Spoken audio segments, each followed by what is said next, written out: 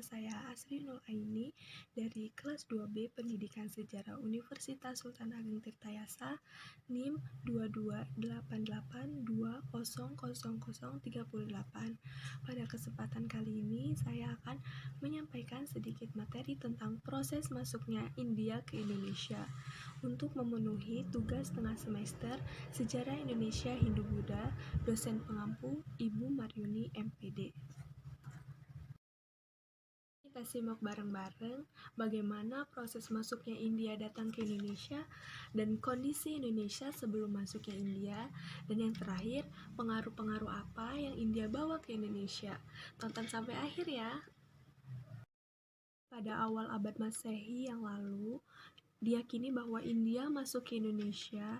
Nah, proses masuk kebudayaan dan pengaruh India pertama kali itu berawal dari hubungan dagang, karena Indonesia merupakan negara kepulauan yang wilayahnya sangat strategis, yang terletak di dua benua dan dua samudra.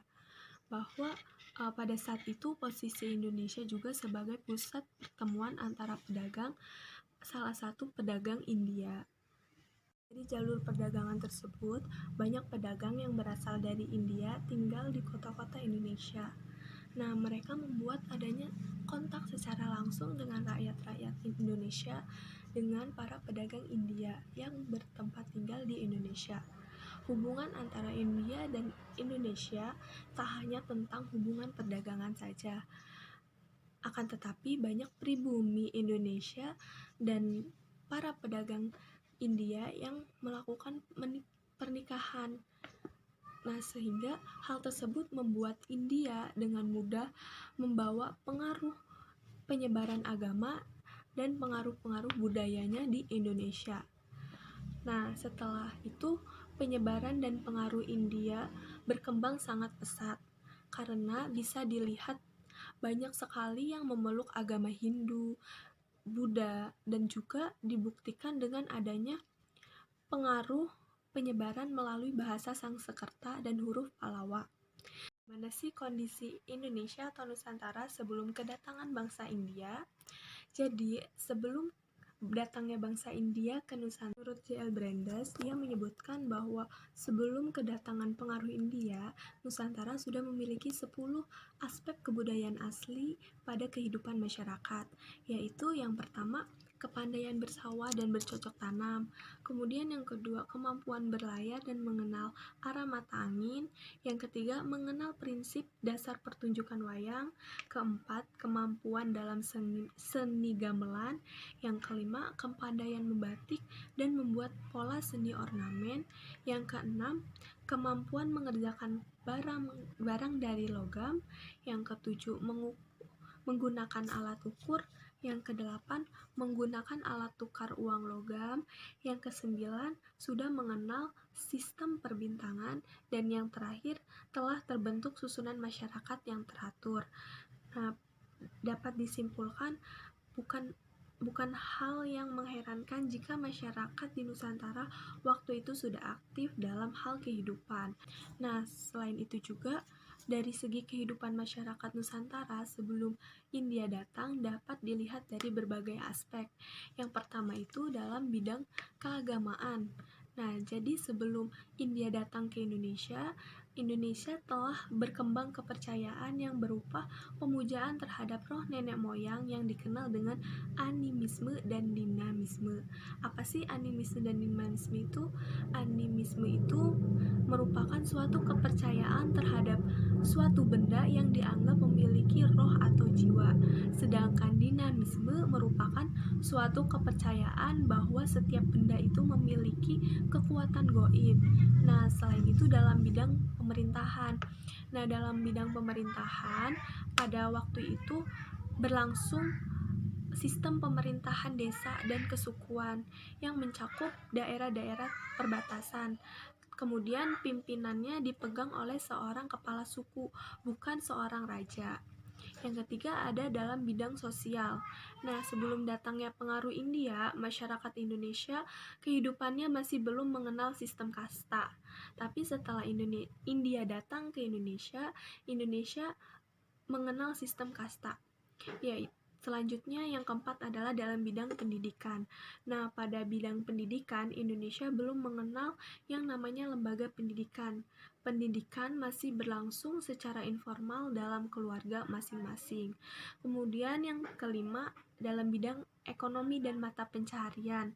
Nah, sebelum masuknya pengaruh India ke Indonesia, penduduk Nusantara telah mengenal tradisi agraris, perdagangan, dan pelayaran. Jadi penduduk Indonesia sudah mulai berlayar ke lautan lepas. Ada tujuan dan motivasi India datang ke Indonesia. Jadi India tidak datang semena-mena datang ke Indonesia begitu saja. Akan tetapi India datang ke Indonesia memiliki tujuan dan motivasi tersendiri. Tujuan yang pertama yaitu untuk meningkatkan perdagangan antara kawasan melalui lautan di wilayah Asia Tenggara, karena India memiliki tujuan tersendiri yaitu ingin meningkatkan permintaan barang-barang eksotis seperti rempah-rempah yang termasuk cengkeh dan kayu manis, kemudian aromatik seperti cendana. Dan selama abad pertama telah mendorong pedagang India untuk meningkatkan volume perdagangan mereka di Asia Tenggara, karena mereka memiliki tujuan tersendiri, yaitu untuk meningkatkan rempah-rempah yang ada di kawasan Asia Tenggara termasuk Indonesia. Selanjutnya itu ada teori-teori yang menjelaskan tentang bagaimana masuknya Hindu dan Buddha ke Indonesia. Jadi teori yang pertama yaitu teori Waisa. Nah, dalam teori Waisa ini menjelaskan bahwa kebudayaan India masuk ke Indonesia dibawa dan disebarkan oleh pedagang yang berlabuh di Indonesia. Karena itu juga teori Waisa mengatakan bahwa yang telah berhasil mendatangkan Hindu ke Indonesia yaitu kasta Waisa, terutama para pedagang, karena para pedagang banyak memiliki relasi yang kuat dengan para raja yang terdapat di Nusantara. Kemudian itu juga ada cara yang mereka lakukan agar bisnis mereka lancar di Indonesia. Nah, salah satunya itu mereka sebagai pedagang asing tentunya membuat penguasa pribumi itu senang dengan cara menghadiahi barang-barang dagangan terhadap pribumi asli. Nah, dengan hal tersebut, para pedagang asing ini mendapat perlindungan oleh raja-raja setempat. Nah, di tengah kegiatan perdagangan itulah para pedagang tersebut menyebarkan budaya dan agama Hindu ke tengah-tengah masyarakat Indonesia. Nah, teori ini dicetuskan oleh N.G. Krom. Selanjutnya yang kedua ada teori kesatria. Nah, teori ini menjelaskan bahwa pembawa agama dan kebudayaan Hindu masuk ke Indonesia atau Nusantara yaitu kaum kesatria. Karena pada masa lalu di India terjadi peperangan antar kerajaan. Nah, prajurit yang kalah dalam perang kemudian mereka mengadakan migrasi ke tempat lain.